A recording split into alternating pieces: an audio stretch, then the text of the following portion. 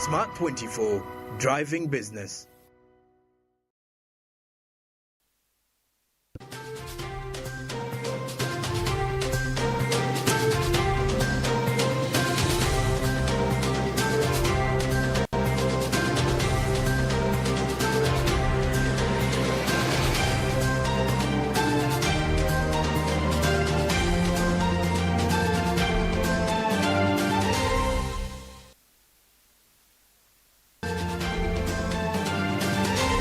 Mugetukulekedde akawungeezi k'olunaku olwaleero omuwendo gw'abantu abakafa mu disitulikiti ey'Ebulambuli gwongedde okulinnya bwetogerera kati baweza 28. So yesterday the total number of dead bodies come back to 28. Minisita w'ebyensimbi Matiya Kasajja olunaku olwaleero afulumizza alipoota eraga engeri gye bazze bakuŋŋaanyamu ensimbi nga baterekera abantu mu biseera eby'omu maaso. Ate okuva ku Palamenti, Minisita w'ebyobulimi alabudde abalimi amajaani okulekeraawo okukwata ekirime kino obubi okuviira ddala mu nnimiro nga bye bimu ku bizibu ebyetobese mu mulimu guno ogw'amajaani. Kale ekizibu ekirimu obulagajjavu abalimi baffe okukungula bubi amajaani. Gano n'amalala mangi ge ngenda okuba nga nkutuusaako akawungeezi k'olunaku olwaleero ku mawulire gaffe agafa mu by'obusuubuzi ku ssaawa ezo zennyini ez'akawungeezi. Nange Naomi Namusota.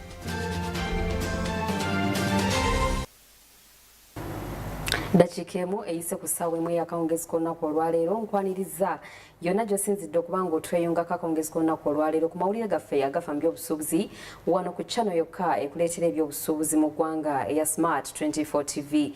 Amanya nze Naomi Namusoke ne munnange Wini Buyinza Nakawuki ku ludda olw'obubonero. Olunaku olwaleero lwakubiri era ng'ennaku z'omwezi ziri 3 omwezi tulimu gwa Desemba omwaka 2024. Ag'olunaku olwaleero kangatandike ne Ssaabaminisita owa Uganda Right Honorable Robina Nabbanja agumizza bannansi nga gavumenti bwekyagenda mu maaso n'okudduukirira abantu abakoseddwa n'okubumbulukuka kw'ettaka mu disitulikiti ey'Ebulambuli. Okusinziira ku Ssaabaminisita wetwogerera abakafa baweze 28 n'abali ku bisago baweze 23 wabula nga bakyasanga obuzibu obw'okuyiikuula ettaka olw'enkuba ekyeyongera okufudemba. Emyaka n'emyaka eggwanga Uganda libadde lirugamba okusingira ddala mu bitundu by'ensozi ebya Erigoni, Buduuda, ebitundu eby'Ebulambuli wamu n'ebitundu ewalala ewabeera okubumbulukuka kw'ettaka oluvannyuma lw'onnamutikkwa w'enkuba. Oluvannyuma gavumenti n'evaayo okudduukira abantu mu bitundu ebyo ng'esengula abayonooneddwa amaka gaabwe wamu n'ababeera bakoseddwa mu bulamu obwa bulijjo. Ne ku mulundi guno sabbiiti ewedde wabaddewo okubumbuluka kw'ettaka mu bitundu by'Ebulambuli okwokkana ng'abantu abawerako ezaabwe zivuunikiddwa ng'okusinziira ku Ssaabaminisita wa Uganda Robina Nabbanja obutuukedde olunaku olwaleero ng'abantu abawera 28 baakazuulibwa nga bafu so nga bawera 23 be bakyanyiga ebiwundu. On Friday, when I was there, we found that with the effort of the local communities, we had so far recovered 20 bodies. And I want to thank the President because he facilitated us to give them a decent send-off. As of yesterday, we had other 8 bodies. We have 23 people sick in hospital, those who survived. Ono agamba nti ebyalo ebiwera 3 bye bikyaziikiddwa mu njege eno wabula nga bakyasanze obuzibu obw'amaanyi mu kaweefube gwe baliko okujja abantu mu bifunfugu by'ettaka nga bakozesa ebimotoka biweeti oba excavators olw'enkuba ennyingi etonnya ensangi zino. The local communities, we had so far recovered 20 bodies.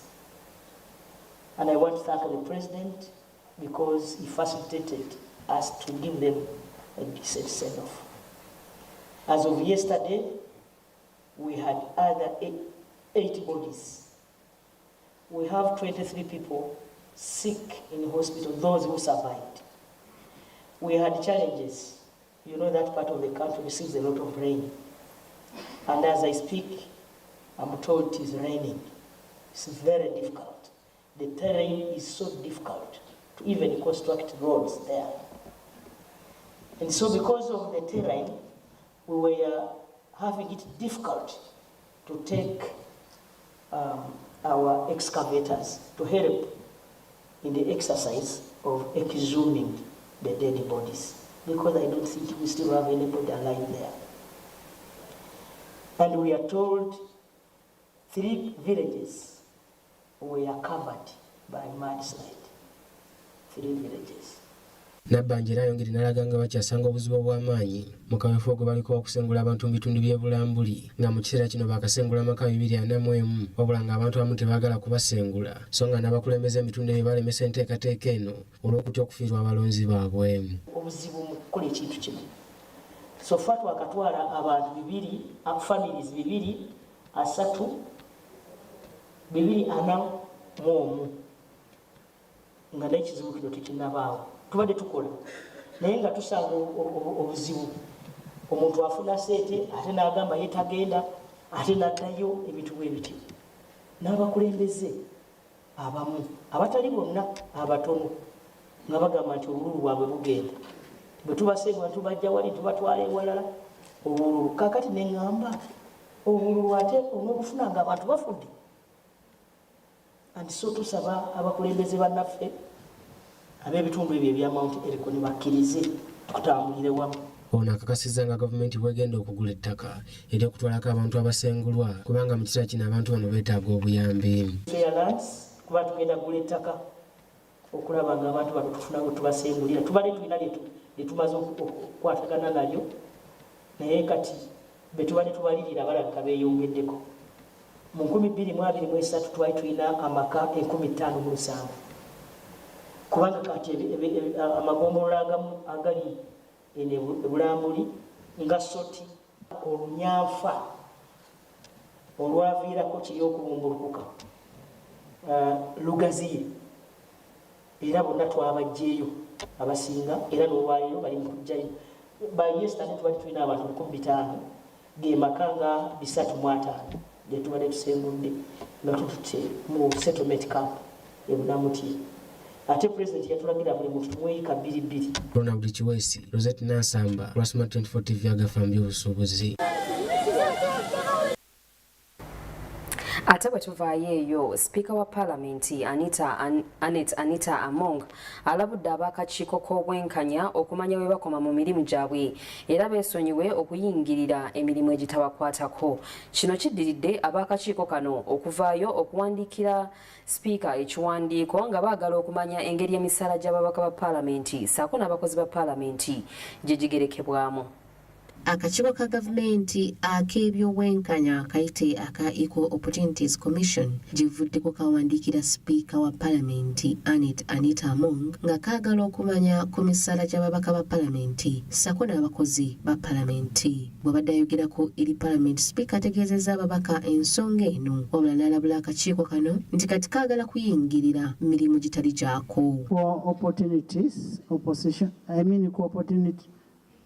Opportunities Commission and Public Service have written to the clerk that they want a report on how much each member of parliament gets, how much do staffs of parliament get. I think people are forgetting separation of power. The Uganda Parliamentary Commission is a standalone. We do not belong to Equal Opportunities. We are not civil servants for public service to start asking for the salaries of members of parliament. And it is high time, Attorney General, you tell these people that we have our independence. We should not be asked. Omubaka wa Kira Ibrahim Ssemujunganda agezezzaako kakasa paalamenti nti bwe kiba kya kugeraageranya misaala gy'abakozi ba gavumenti akakiiko kano kandiba akatuufu. If you want to know that people are marginalized, you look at those that are not. So if you stop the equal opportunities to compare other people with the MPs and the parliament, where are you sending them? To compare them with Kenya and Rwanda? Because within the same environment, comparison is what will show you the vulnerabilities wabula ssaabawolereza wa gavumenti akikkaatiriza nti kano kateekeddwa kukola ku nsonga zokka ezakateekesaawo okuli okwogerera abantu abaliko obulemu, ekikula ky'abantu okuli abakyala n'abasajja oba abantu abalekeddwa emabega naddala bwe gutuuka mu by'enkulaakulana. They are not entitled to compare everything and anything. They are supposed to compare marginalization because of gender, sex, disability, and other matters created by history. For example, when you have the Batwa being marginalized against other people in Uganda. So if we are not careful, we may now start saying that we now need to have equal opportunities because everyone must drive the same car, everyone must be the same height, everyone must be, so that's not the equal opportunities that was anticipated here. Abamu ku babaka bategeezezza nti akakiiko kano kandibanga kati kaagala kuyingirira mirimu gitakakwatako ssaako n'okwagala okuleetawo effitina mu bantu kuba tewali kitongole kya gavumenti kiwa musaala gwenkana. Ogamba nti ogenda kulaga oyagala kunyiikisa abantu ogambe nti olaba member wa parliament tenkanya na musomesa member tuli mu kwagala kukwata ku policy y'aba teachers tulabeke nti nabo babeere considered bafune council eyaabwe basobola okukola ki abantu baleme okubayingirira okubakolako ebicupuli okubajjako emirimu gye bandi bafune ebyo bye bandi badde bagendamu nali manyi opportunities balina okulaba kati nze ng'ewange teri mazzi tuli marginalized teri masomero kati ripoota evuddeyo bagamba nti abaana abe basingayo okuba ab'embuto omanyi lwaki abaana bava mu siniya eyokuna ng'abazadde baabwe tebakyasobola kubongerayo. Samlanifa Agafa Muby'Obusuubuzi. Bo bannamakolero amatonotono basabiddwa okujjumbira okukuuma ebitabo byabwe olwo basobole okuganyulwa mu nteekateeka za gavumenti.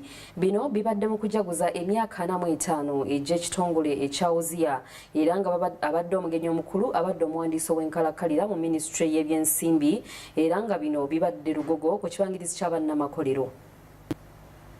Amakolero amatonotono nga gagenze geeyongera obungi nga ne wetwogerera gano gawa abantu abasoba mu kakadde kamu emirimu wabula gano gakyasanga okusoomoozebwa olw'ebbula ly'akatale k'ebintu byabwe wamu n'ebbula ly'ensimbi ekintu ekizingamya emirimu gyabwe. Ebitongole ebyenjawulo bizze bivaayo okuyamba ku bannamakolero bano okwongera okwekulaakulanya nga n'ekimu ku bino kye kyawuziya ekiri kati mu kujaguza emyaka 45. Akulira ekitongole kyawuziya omukyala Veronica Namwanje ategeezezza nti mu kujaguza emyaka 45 basobodde okuyamba okuwa abavubuka emirimu egy'omu mutwe ekintu ekyongedde okukendeeza ku bbula ly'emirimu. Ono agamba nti kati balina bammemba basoba mu 1,200 era nga abasinga ku bano basobodde okutandikawo amakolero gaabwe. Our current membership across the country is 12,660. You'll find a woman who has only one sewing machine, who had only one sewing machine. A woman who started sewing with a hand needle, Uzia will turn them into a cottage industry. And they are in the market.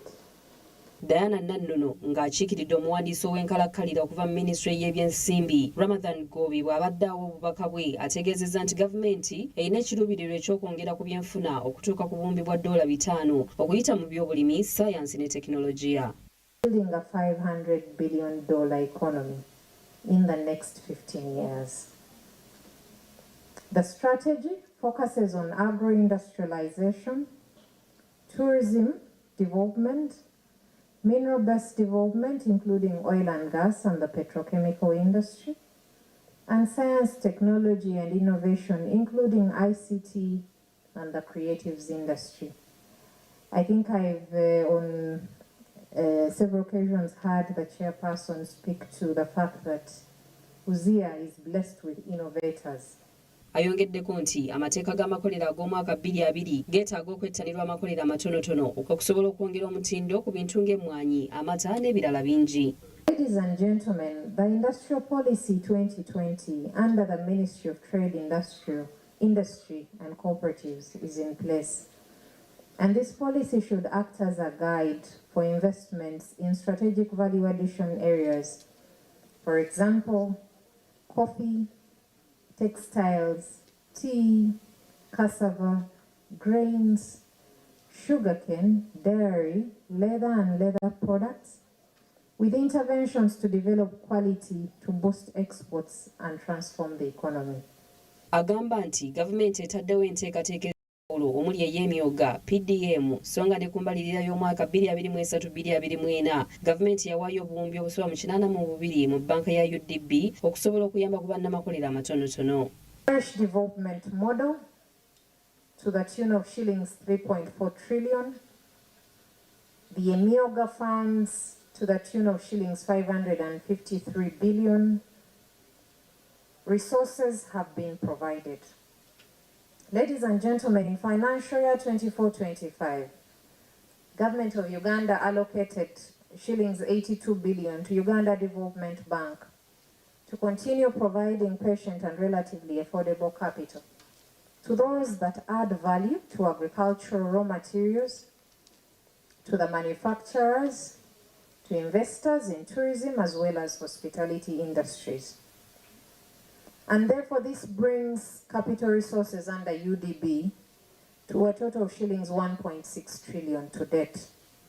Agamba gavumenti etaddewo ekifo ekigenda okuyamba ku bannamakolero okusobola okutunda ebweru w'eggwanga okusobola okutumbula ebyamaguzi bya Uganda. Products that members of WUZIA would have added value to in terms of delivering to the different households, we think that this would definitely make an impact in the country. In terms of business to business, you have mentioned that a number of members grew from WUZIA to UMA. So we see that a lot of the products that WUZIA members would have to produce would act as feedstock into some of these big manufacturing companies. Prosi Namaya okuva mu banka enkulu eya Uganda agamba nti bakawa bannamakolero amatonotono ensimbi z'okwebbulula eziwera obuwumbi 62 wabula ng'agamba wakyaliwo okusoomoozebwa kwa bannamakolero okwewolaawola so nga n'abamu tebalina biwandiiko bikwata ku bizinensi zaabwe. Ayongeddeko nti ensimbi z'okuwola abantu gye ziri nga munnamakolero asobola okufuna obuwumbi 2 ku magoba ga bitundu 10 ku 10. 2.4 billion to 3,086 borrowers. Those are small. As I said, some of the challenges we have, and most of us here, when we are here, I want us to go back to think. The challenges which we have is that those businesses which we call small, they have their own issues. I told you the businesses here. How much did you say I sold this sabuni, sukari, what? It's nowhere on the record, okay? Hafsa Seguyanga musomesa wa misolo okuva mu URA agamba nti bannamakolero amatonotono beetaaga okwekenneenya ebitabo byabwe wamu n'okulaga entambuza y'ensimbi mu bizinesi zaabwe. Writing. Very good. Sorry, I was a teacher before I joined the bank. So, and at times I'm a pastor somewhere. So I want people, when people are taking notes, I understand they are picking key points, okay? So, sorry, moderator. Yesterday I said the Small Business Recovery Fund is for small businesses, not medium, not micro. Government have different interventions. So in this big elephant, we chose to take the small, okay? Then the micro, I hear there is Myoga and the other. Naomi Namsoki, ne Solomon Mugisa, Agafa Muby'Obusuubuzi. Kale ate yo ofiisi ya Ssabaminisita olunayo olunaku olwaleero eraze ebituukiddwako okusinziira ku manifesto eya NRM. Okusinziira ku Justin Kasule Lumumba, ono nga ye minisita owa guno na guli mu ofiisi ya Ssabaminisita, ategeezezza nga bwe basobodde okutuukiriza ebisuubizo ebitundu 83 ku 100 ku ebyo bye baaluubirira okuba nga batuukako. Ono wabula alaze ng'ebbula ly'ensimbi mu gavumenti ez'ebitundu bwe liremesezza ebimu okutuukibwako. Nga bw'eri enkola y'ekibiina kya NRM okuwembalira y'ebyo ebituukiddwako okusinziira ku manifesto, ebitongole bya gavumenti eby'enjawulo bizenga biraga bisobodde okutuukibwako bukyanga kibiina ky'NRM kiddamu okukwasibwa obuyinza ng'olunaku olwaleero minisita omubeezi mu ofiisi ya Ssaabaminisita Justin Kasule Lumumba ategeereza nti okusinziira ku biruubirirwa byabwe basobodde okutuukiriza ebitundu 83 ku buli 100 so nga ebitundu 17 ku buli 100 bikyagenda mu maaso n'okukolebwako. Overall performance as Office of the Prime Minister We have so far achieved 83% of the targets under the NRM manifesto commitments. That is 2021 to 2026. We are now talking about mid-term review. So the 83% is what we have been able to achieve. I'll go into details. The 17% is ongoing. Mulimu kubikoleddwako mulimu okugatta ebitongole bya gavumenti okubiza mu minisitule ezibivunaanyizibwako. Waliwo amabaga agasobodde okukolebwako nga kugaana 3 gayisibwa paalamenti. Amabaga 2 mulimu omukulembeze w'eggwanga n'agassaako omukono so nga n'amalala 6 gakyekkaanyizibwa paalamenti ya Uganda. Rationalization of agencies and public expenditure, commonly called RAPEX, which stands at 34 bills enacted out of 41, and this track translates to 84%. The 63 agencies are to be merged back to their mother ministries, but some of them have been taken to different ministries. Then the 33 agencies' functions, we are now mainstreaming them and absorbing the staff into the different ministries. Amabaga agayisibwa omukulembeze w'eggwanga okufuuka amateeka kuliko erya Free Zones Amendment Bill, Uganda Wildlife Act sako n'amalala, so nga nago agakomezebwawo mu paalamenti kuliko erya Higher Education Student Financing Bill sako n'erya UNESCO. Center Amendment Bill 2024 was withdrawn, citing a shift of role of development of the teacher curriculum to the teacher training institutions, and the approval role shifted to the National Council for Higher Education. Then slide 11, we have the 10 bills pending us to be assented to by the President. So the list has been drawn. The Uganda National Roads Authority Act, we repealed. Then the Uganda Road Fund, the National Forestry and Tree Planting Bill, the National Information Technology Authority, Uganda Act. Amabaga gakyalinza okutunulibwamu omukulembeze w'eggwanga kuliko ery'emmwanyi lyayisibwa paalamenti gye buvuddeko erya Coffee Bill, ebbaga ery'enguudo omu n'amalala. Lumumba ategeeza nga ofiisi ya Ssaabaminisita bw'ekoze omulimu ogw'amaanyi mu kulondoola pulojekiti za gavumenti ez'enjawulo okuli ebbibiro ly'amasannyalaze ery'e Kaluma, ebbibiro erya Isimba wamu ne pulojekiti endala. Karuma Hydropower Plant to follow up and ensure that all of the attendance issues and shortcoming issues were addressed and ensure good progress on the delivery of the project as per the plan. You are aware we had already, by the time we came in office, we had already exceeded the Karuma Power Plant project had gone beyond the planned time when we were supposed to be getting the power to the community.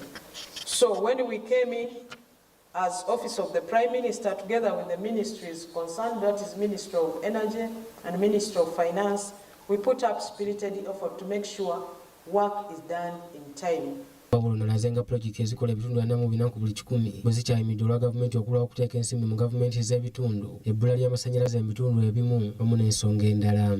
A total of 251 projects from 57 local governments across the country were assessed. Findings revealed that 44% of the projects that had stalled due to limited release of funds to local governments. We have some bridges that had been taken on by local governments, but funds were being released in a phased manner. But we got to a time that central government was no longer releasing some of the funds to those projects, and some of those projects had stalled because they were still waiting for resources from central government. Then lack of power supply to some agro-processing facilities. You know, we've had government, especially Ministry of Agriculture and Ministry of Local Government, went and constructed silos, or some of them are grain centers, but you find that some of them were constructed in areas where there is no power. Ku nsonga y'obwavu obuyitiridde ennyo mu ggwanga, Lumumba ategeeza nti balina okulinda alipoota y'ekitongole ekya Ubosi okumanya embeera entuufu bannayuganda gye balimu, kubanga enteekateeka nnyingi eziriwo okulaba nga bannayuganda bonna bava mbwavu okuli n'enkola eya PDM pulezidenti gy'ali mu kulambula ensangi zino. Ronald Kiwesi, Rosette Nansamba, Smart 24 TV, Agafa Muby'Obusuubuzi. Emboozi eyo efundikidde ekitundu kyaffe kisoose eky'amawulire Agafa Muby'Obusuubuzi. Tukomawo n'ekitundu ekyokubiri, tovaawo.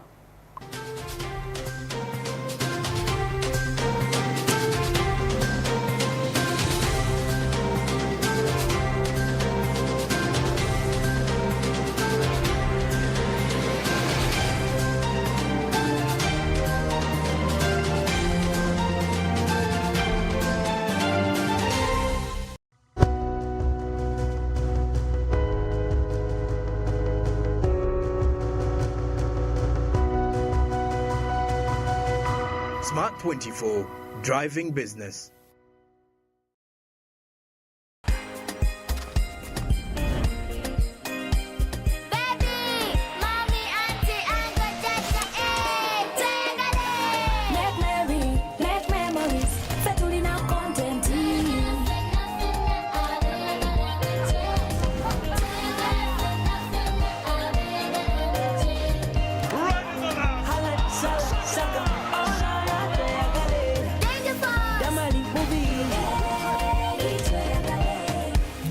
Stay connected to GoTV. Choose your package from as low as 15,000 shillings and enjoy entertainment for the whole family. Tweyagale featuring a content. GoTV Uganda, love it. Oli mukyala munna bizinesi era oyagala bizinesi yeekulaakulane, gavumenti ya Uganda ekuleetedde ssente za GROW era nga weewola okuva ku bukadde buna okutuuka ku bukadde 2 n'osasula mu bbanga lya myaka 2 ate nga gw'asasula mu budde olina mukisa ddala. Eri abakyala abanoonyi b'obubuddamu nammwe abaliko obulemu, enteekateeka eno egenda kubakolako mu ngeri ey'enjawulo. Okumanya ebisingawo, tuukirira Post Bank, Equity Bank, DFCO, Centenary Bank, Finance Trust Bank ne Stanbic Bank. Oba genda ku mukutu gwaffe ogwa www.grow.go.ug oba okujja ku ofiisi za PSFU ku Kyaddondo Road e Nakasero ku kizimbe kya Trust Tower omwaliiro ogusooka, oba okuweereza obubaka bwa WhatsApp ku nnanvu 62 3 9 6 omukisa guno gw'abakyala bonna okwetooloola eggwanga era ng'enteekateeka ya GROW evujjirirwa banka y'ensi yonna n'eteekebwa mu nkola minisitule y'ekikula ky'abantu ne Private Sector Foundation Uganda. GROW, generating growth opportunities and productivity for women enterprises. Okuba omusinguzi oyine kuba stede nka Tiger. Konka koligula amasita na MTN Momo okusingura kworobi. Kozesa Momo app ningashi imata star emwe mukagi 5 star ishatu hash. Teka mu merchant code, teka mu muhendo gw'esente, teka mu Momo pin, oshashuri. Congratulations! Emotoka yawe shemerirwe kandi watunga omugisha gwo kusingura mobile money na MTN Momo. Two of the most decorated clubs in English football. It is always a big deal with these. And Garnacho! That is off the very high.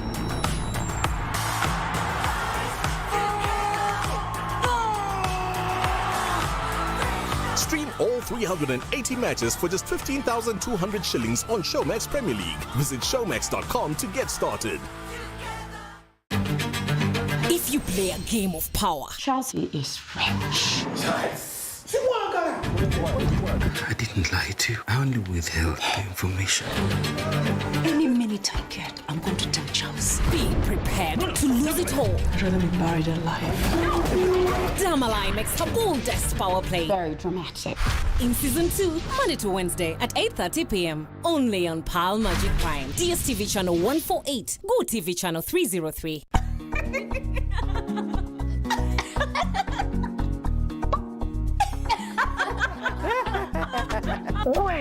Chichi baby ababbi bakutte abapoliisi tulina obeera mu nsonga zino. Ababbi bakutte abapoliisi.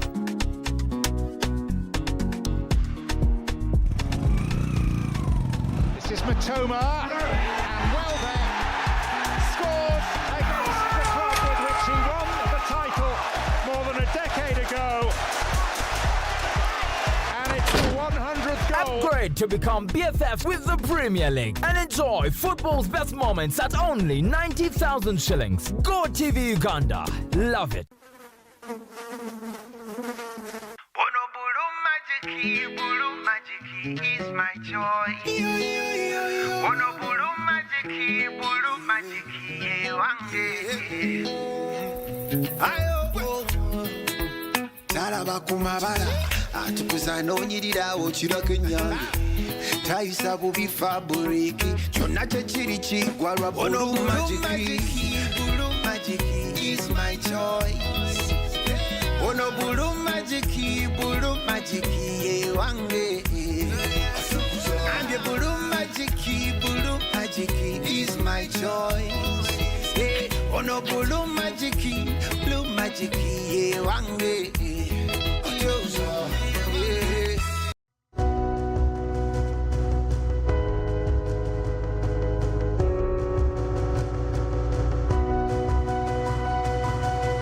Smart 24, driving business.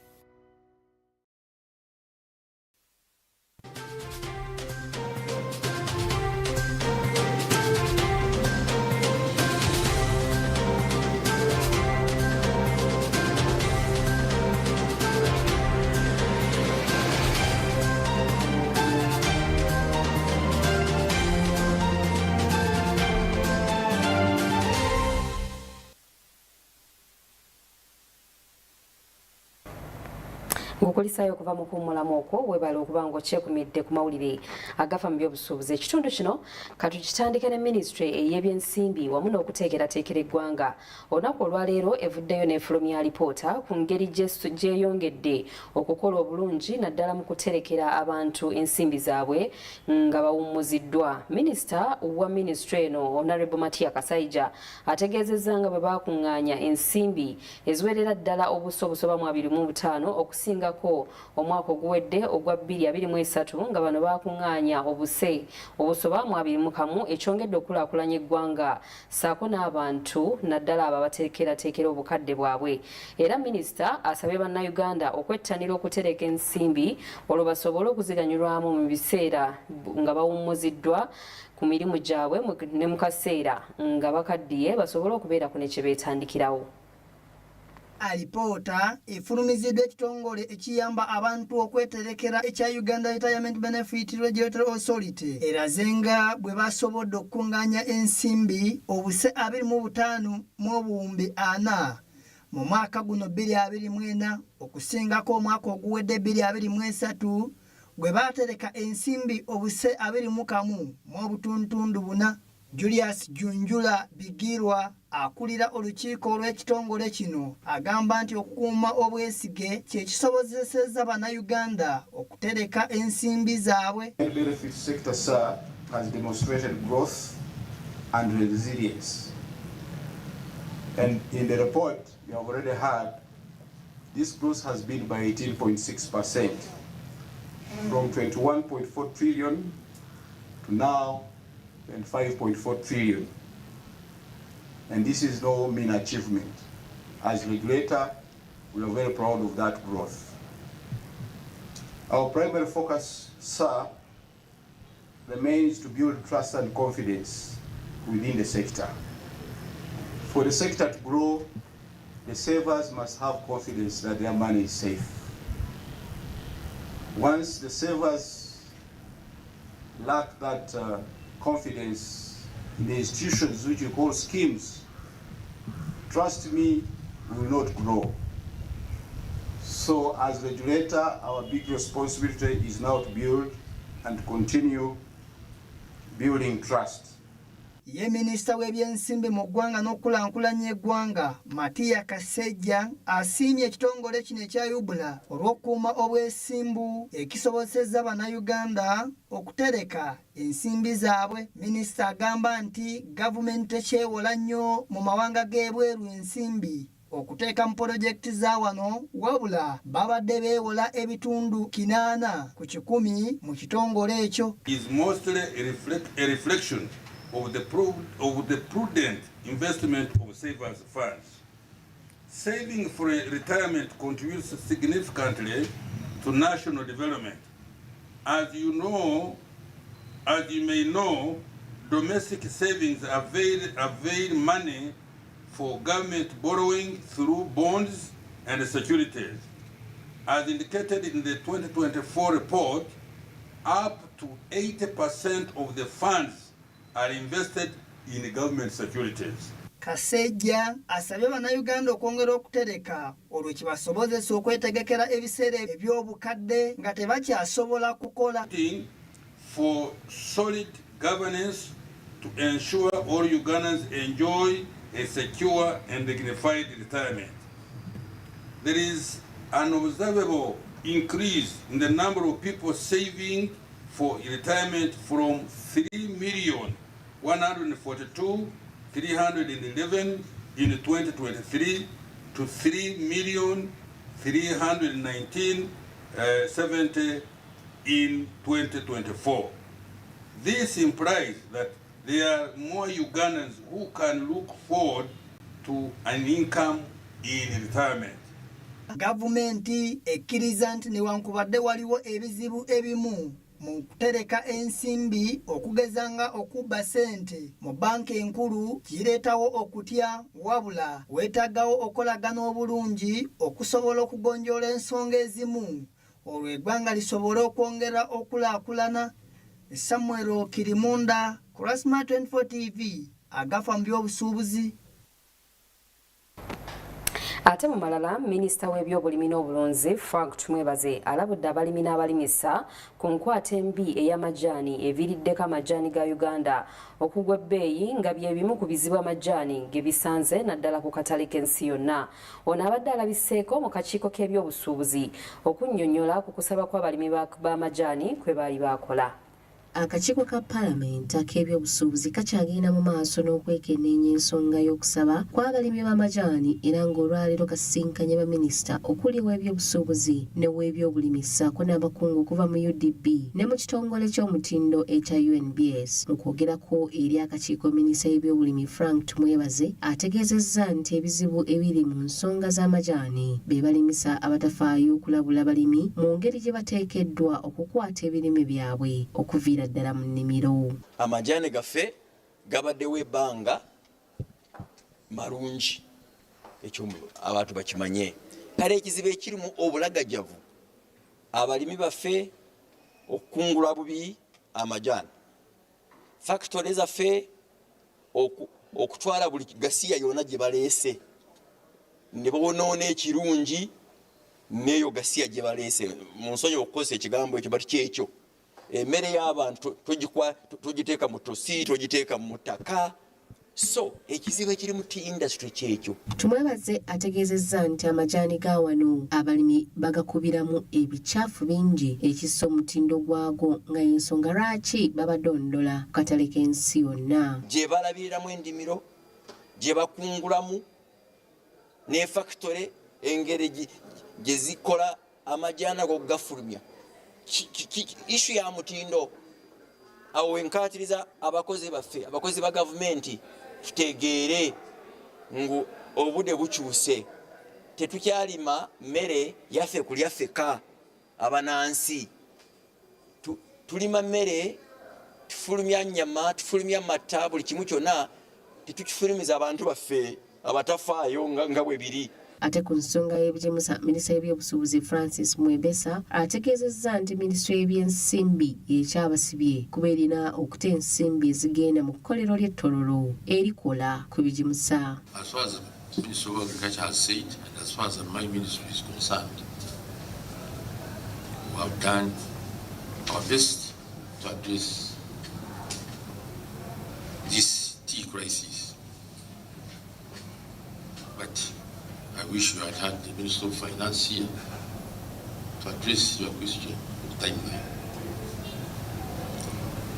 But on our part, when this came along, wabula ye Frank Tumwebaze ategeezezza nti bakaanyiza mu kabinet nti ekkolero ly'ettololo liweebwe ensimbi ziyambeko okukola ebigimusa eby'omulembe biweebwe abalimi b'amajaani. Kati kabinet yasazeewo Ministry of Finance enoonye ssente egule fertilizer directly mu kampuni eyo gitwateeka sukulu, then fertilizer eyo ebigimusa ebyo tutandike n'abamajaani tubakwatireko tulabe ebyo gavumenti bigenda okukola. Samlanifa, Agafa Muby'Obusuubuzi. Bwe tuwuba olubu lw'ebigere ne tuddako mu bitundu eby'e Rukinjiri, abakadde mu bitundu bino bavuddeyo okuva mu disitulikiti Rukinjiri n'Entungamo basabye bekikwatako okussa emyaka kwe balina okufunira ensimbi ez'abakadde nabo kye basobozese okwekulaakulanya wamu n'okuganyulwa mu bukadde bwabwe. Bano bagamba nti abagaba ensimbi zino tebabakkiriza kuzifuna nga babajuliza ekyokuba nti bakyali bato ate nga n'ensimbi endala ng'ez'emyoga ssaako n'ez'emiriku baziyite Parish Development Model n'endala okuva omukulembeze w'eggwanga nabo zo tebazirabangako. Okwogera bino babadde bakuŋŋaanye okufuna ebintu by'okwekulaakulanya omuli enkoko okuva omukulembeze w'eggwanga newankubadde nga gye biggweredde ab'ebyokwerinda babalemesezza okubifuna olw'ensonga ezitategeerekese. nga bweri enkola y'omukulembeze w'eggwanga Yoweri Kaguta Museveni wamu ne gavumenti y'ekibiina ekya NRM okujja bannayuganda mbwavu beekulaakulanye. Waliwo enteekateeka ez'enjawulo ezaateekebwawo okulaba nga bannayuganda bejja mbwavu omuli emyooga, Parish Development Model, okugattako n'ebisuubizo eby'enjawulo ebikolebwa omukulembeze w'eggwanga eri abantu ssekinnoomu oba ebibiina by'obwegassi. Bino byonna nga bigendererwamu okulaba nga bannayuganda beekulaakulanya. Kati abatuuze okuva mu bitundu eby'enjawulo mu disitulikiti okuli Lukunjiri wamu n'Entuŋŋamo babadde mu ssanyu oluvannyuma lw'okutwalibwa ebimu ku bintu ebyabasuubiza omukulembeze w'eggwanga, nga bino bibatwalidde omukunzi w'ekibiina kya NRM mu bitundu ebyo era nga ye ssentebe w'ekibiina ky'obwegassi ekya Bonna Bayiga Gahale Gundire Group Peace Rugambwa nga mu bino mubaddemu enkoko ezisoba mu 1,000 ssaako n'emifaliso wamu ne blanketi ezisoba mu 800 nga zino zibadde zaakuweebwa abakadde mu bitundu ebyo. President yampa sente ngungure ebintu byanyu mbibaleetere ebintu ebinimbireeta ntabwo ebishomo konka nahabwa President Museveni kukunda omuntu wa hansi. Abakadde abatwaliddwa ebintu bino beebaziza omukulembeze w'eggwanga Yoweri Kaguta Museveni n'okubafaako wamu n'omukyala Peace Rugambwa okutuusa ebintu byabwe kubanga bulijjo bibabiwa okubibatuusaako babibabbako bubbi. Tutambula endwara nizo ziri kutuganzana munonga habw'okugenda n'okubura sente za transport. Kasete kumwena amarwariro ga gavumenti hati kuza nagagenda niko Kayonza niyo turaraguriza tukabonayo tubaze iti tukine gahinga butunguru ngo tubona kasete tubaze turi kurondayo tubaze tuba twani twetwe basi tuberaho tuskoye. Bano batubulidde ebimu ku bizibu basinga okusanga omuli amalwaliro ga gavumenti okubeera ewala so nga ebyentambula bibasumbuwa, okulaba okufuna ensimbi z'okwekulaakulanya, okugattako n'okuba mu ensimbi z'abakadde nga babalanga okuba nti bakyali bato. Nibahaba ab'emyaka 9 kandi nyo 8 tinkagihikize esima bamwe abuko twatungira abamwe twatungira sente za abakiiko n'abagurusi konka n'obusente butye tibukutuyamba ngo mugire ekibuga tugasira. Basaba bekikwatako kubayambako okussa emyaka gy'abakadde kwe bafunira ensimbi zaabwe nabo kibayambako okwekulaakulanya ng'emyaka teginaba kubayitako baganyulwe mu bukadde bwabwe. Bakakyendize emyaka y'abagurusi n'abakiikulu n'abaana b'emyaka 6 nabo batunga okuganyirwamu habwokuba ab'emyaka 8 n'abantu bake munonga n'ab'emyaka 6 bakatungire abanshanju batunga tera abantu bona bakiko obunankejo buyambi. Wabula okugaba ebintu bino kuzzeemu omukoosi oluvannyuma lw'ab'ebyokwerinda abadde mu byambalo n'abatali mbyambalo, okukulinnyamu eggero olw'ensonga ezitategeerekese, okukakkana ng'amasasi ganyoose, abantu abamu kkubibwa n'abandi ne bakwatibwa. Abakulembezi baffe baagaliza mbuto zaabo tebaagala muntu wa wansi. Omuntu wa wansi akyawa pulezidenti nenge ebintu bize baganya okubibawa ne bikomeyo mu district kati nze bwe nabireeta ne bituuka wansi ku village level ne wabaayo ki ne wabaayo entalo.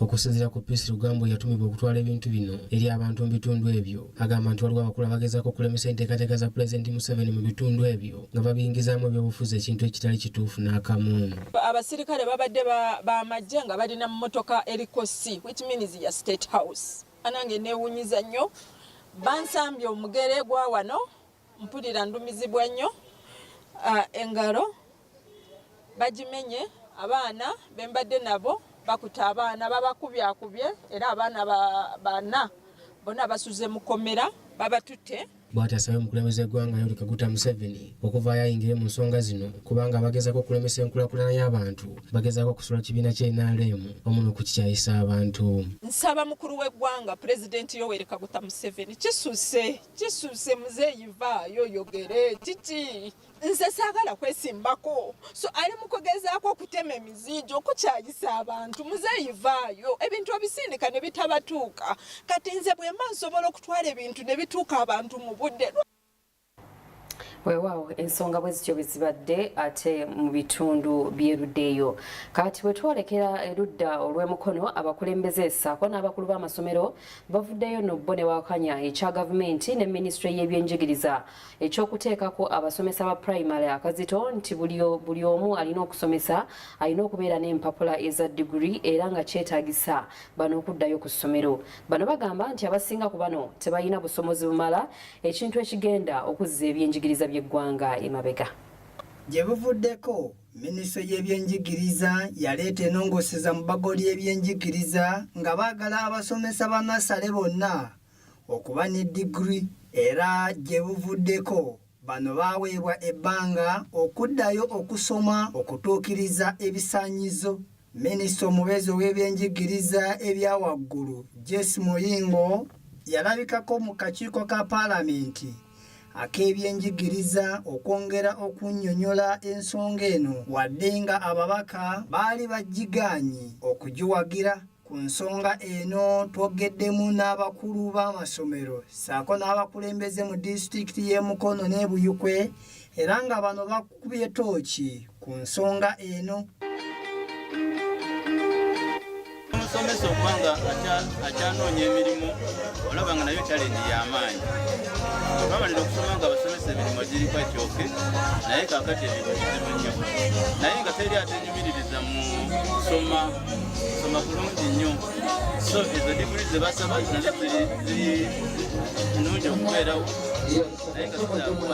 Bo abakulu b'amasomero nga bakulembeddwamu Ben Kagera bavumiridde ekya gavumenti kye yavaayo nakyo wabula ne bategeeza nti erina kusooka kuteekawo enteekateeka ey'okuweerera abasomesa olwo balyoke bateeke ebbago lino mu nkola. Ya diguri kyenjogerako nti nno tulina abasomesa aba nasale, tulina abasomesa aba primary, mbadde nga aba gavumenti yantaddewo nga technical institutes abasomesa bano bwe baali banguliddwa diguri twandibadde tuzitunuulidde nnyo ku mulamwa oguva ku baana nga secondary schools okugenda waggulu tetuganye n'abasomesa abali wansi mu primary school bandibadde bahavinga diguri naye twandibadde tutunuulira nnyo abaana bava ku secondary school n'okweyongerayo waggulu.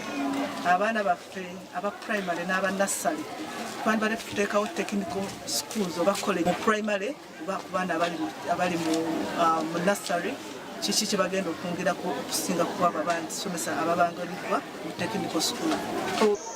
Nga era nze director Nagalama Excel wano mu Gwendidde Mukono district. Ku nsonga eya degree abasomesa bonna okubeera ne degree siganye okubeera ne degree naffe tuzeetaaga ng'abasomesa naye kati ogenda n'otunulamu private schools tulina abasomesa abamu abagezezzaako kuyiiya obulamu bayingire ku gavumenti obulamu ne bukola chance neekola ki neebula kati omusomesa yeerwanyeeko afunye akalimu mu private school ali mu kwezimba naye ate gavumenti oli mu kugamba nti agende afune degree. Ate ye deputy wa Mukono Abdul Nuru Kasolo agamba nti ekya gavumenti okuteeka akazito ku basomesa kijja kubayambako okufuna abasomesa abatuukaana n'omutindo.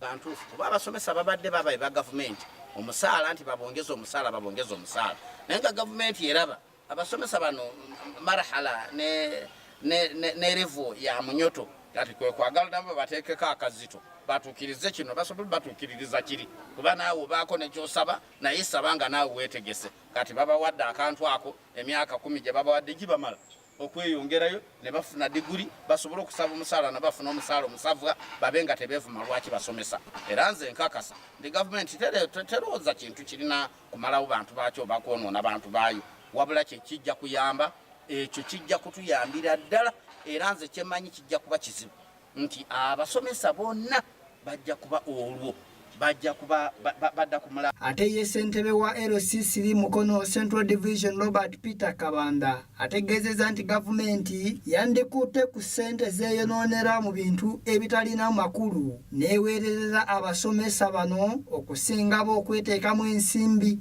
Gavumenti nga bwezaayo abantu okusoma emyaka 10 bere nga balina diguli yalibadde ng'ekwata ku ssente zino zisiba zibbibwa abantu ez'obukittavu egambe nti newadde ofa abasomesa bonna badde mu in service ebasomese ku ssente za gavumenti bafune diguli bonna kijja kuba kyangu nnyo kuba tugenda kufunira abasomesa abalungi nga tebasobola bafuna ssente ntono tebasobola kubasomesa zi diguli okuddayo ku mirimu gyabwe tunalize nga tubafiiriddwa. Gavumenti yalibadde ng'ekikola ng'etaddewo n'embeera nti etaddewo ensako buli musomesa yenna abeere nga asasuliddwa ensimbi okugenda okusoma. Olwanyuma emyaka 10 awojja kuba ntuufu okuba buli musomesa atalina digiri.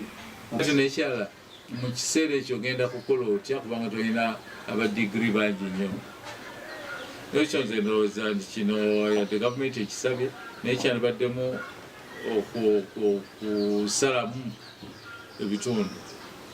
Abo abasomesa mu pre-primary balina kuba ne level zino, abasomesa mu primary ne level zino, abasomesa senior 4 senior 6 ne level zino zeetagisa. Naye essira yalibadde etteeka nnyo ku practical. Era olaba nti abasomesa bangi abedda abaali bayise mu teachers training schools nga basomesa nnyo very effectively okusinga n'abo abasooka ne bagenda mu universities ne basoma busomi degrees. Samuel Kirimunda, Kurasma 24 TV, Agafa Muby'Obusuubuzi. Kale ateke kaseera twolekere amawulire gaffe ag'ebyemizannyo era nga Speaker wa Parliament Anita Among alagidde akakiiko ka Parliament ak'ebyenjigiriza n'emizannyo okukola ekyetaagisa kyonna okwekenneenya n'okumanya ebyetaagisa mu kuzimba ebidiba ebiwugirwamu, era kino yayagala kisobozese eggwanga okweyongera mu maaso wamu n'okwongera okutumbula ebyemizannyo. Parliament olwaleero esiimye ttiimu ya Uganda ey'abawuzi ababadde balabuseeko oluvannyuma lw'okukola obulungi bwewangudde ekikopo mu mizannyo egyayindidde mu kibuga Bujumbura mu ggwanga lya Burundi. They've won the Africa Aquatics Zone 3 Championships in Bujumbura. As you've rightfully acknowledged, these are all young people. And certainly young people who make our country proud ought to be saluted. This is the main trophy that they won for our country in the Africa Championships. And Right Honourable Speaker, these are all individual trophies that some of them won for our country as well. Thank you. Thank you. I also want to just acknowledge, Right Honourable, that a majority of these individual trophies are our young girls. Kizuuliddwa nti ebidiba ebiwugirwamu oba swimming pools ebisinga ebiriwo bya bwannannyini newankubadde nga gavumenti eri mu kaweefube wa kutandika kuzimba ebyayo. Kati minisita omubeezi w'ebyemizannyo Peter Ogwang mu lutuula luno wasinzidde n'alaga enteekateeka z'abalina nga gavumenti omuli ne kaweefube ow'okuzimba swimming pools mu bitundu by'eggwanga eby'enjawulo. And as far as government is concerned, I want to confirm Akibwa Stadium will have a same Olympic swimming pool. Hoima City Stadium will have a same Olympic swimming pool. Nambole National Stadium here, we are working with the International Olympic Committee. We'll have a standard Olympic swimming pool. Once we finish up with our programs of coming up with state-of-the-art indoor arena in Lugogo, we'll have a swimming pool. Currently, we are constructing a same Olympic swimming pool in Teso College Aloet. So as far as government investment in swimming is concerned, we are committed to ensuring that this infrastructure is available for our children to compete internationally. Mu mbeera y'emu Geoffrey Kayemba Solo omubaka wa Bukomansimbi South era nga ye minisita w'ekisiikirize ow'ebyemizannyo yakokkodde embeera gavumenti gyeyisaamu ebyemizannyo era wano waasabidde nti wasaanye okubaawo ekikolebwa mu bwangu ddala. The facilities of sports in Uganda. I call upon the government to put more focus on the facilities and more budget in the federations. Madam Speaker, there is a dance sport, which has to go to the Olympics. As we speak now, we have no budget. And it's the same thing that is facing with other federations. So I call upon the Ministry of Finance and the Education Ministry to add more money to the Sports Federation for the good of our people. Speaker Among asinzidde wano n'alagira akakiiko k'ebyenjigiriza okwekenneenya ensonga eno bazuule ebyetaagisa okuzimba ebidiba ebiwugirwamu olwo gavumenti efune ekifaananyi ekirungi ku nsimbi ezeetaagisa. Committee of Education, thank you. I want you to interest yourself in the cost of those swimming pools because I know the cost. I know the cost. I want you to interest yourself. Samlanifa Agafa Muby'Obusuubuzi. Kale ate nga tuvudde eyo ke kaseera tutunuulire emiwendo gy'akatale nga bwe giyimiridde. Olunaku olwaleero nkuleetedde akatale ak'ewalusubi kano kali mukono gwandaba mu bitundu by'emukono osobola okumanya ebbeeyi y'ebintu nga bweyimiridde ate n'akatale ak'ewankulukuku naawe ali mu bitundu by'ebunnamwaya Kitebi Wankulukuku oba Kabuusu Nateete osobola okumanya ebbeeyi y'ebintu bweyimiridde.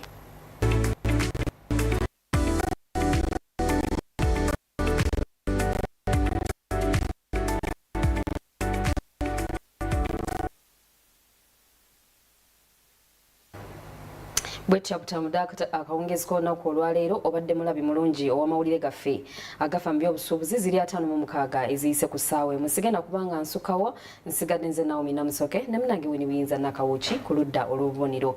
Musule bulungi tujja kusisinkana olunaku olw'enkya mweraba.